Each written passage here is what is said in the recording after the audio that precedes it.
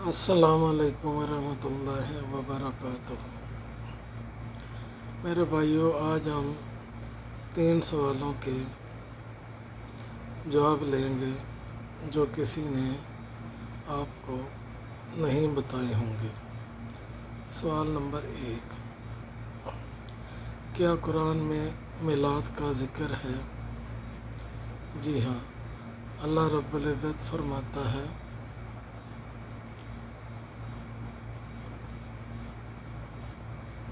یعنی لوگوں کو اللہ کے ایام یاد دلاؤ۔ سورہ ابراہیم آیت 5۔ اب بتائیں، اللہ کے نزدیک سب سے بڑا ایام کون سا ہے؟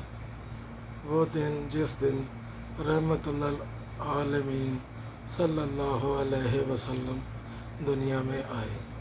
سوال نمبر 2، کیا اہل بیت نے کبھی میلاد منایا؟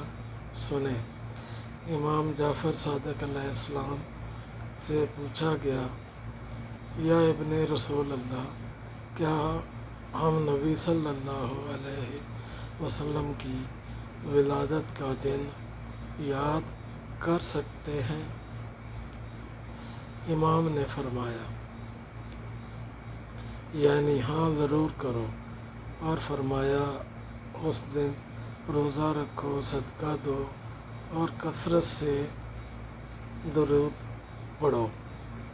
امام علی رضا علیہ السلام فرماتے ہیں،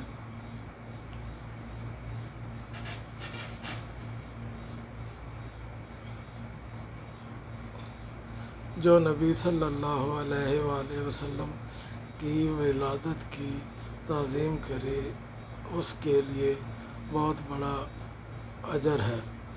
سوال نمبر 3، تو پھر نبی صلی اللہ علیہ وآلہ وسلم خود کیا کرتے تھے؟ صحیح مسلم کی حدیث ہے، صحابہ نے پوچھا، یا رسول اللہ، آپ ہر پیر کو روزہ کیوں رکھتے ہیں؟ تو آقا صلی اللہ علیہ وآلہ وسلم نے فرمایا،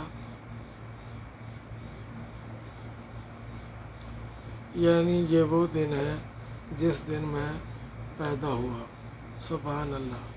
خود نبی صلی اللہ علیہ وآلہ وسلم اپنی ولادت کا شکر روزہ رکھ کر ادا کرتے تھے۔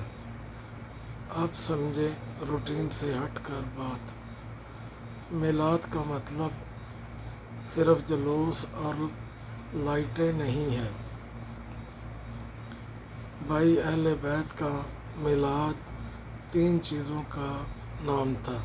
نمبر 1، ذکر، سیرت سننا، سیرت پڑھنا۔ نمبر 2، شکر، غریبوں کو کھانا کھلانا، صدقہ دینا۔ 3، اصلاح، نبی صلی اللہ علیہ وآلہ وسلم جیسا بننے کا عہد کرنا۔ امام زین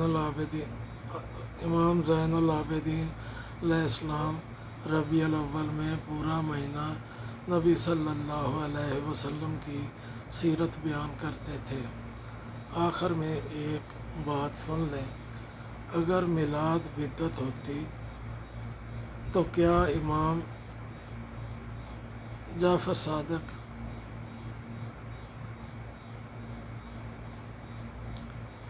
افعلوا ذالک کہتے؟ کیا نبی صلی اللہ علیہ وآلہ وسلم خود اپنی ولادت کا روزہ رکھتے؟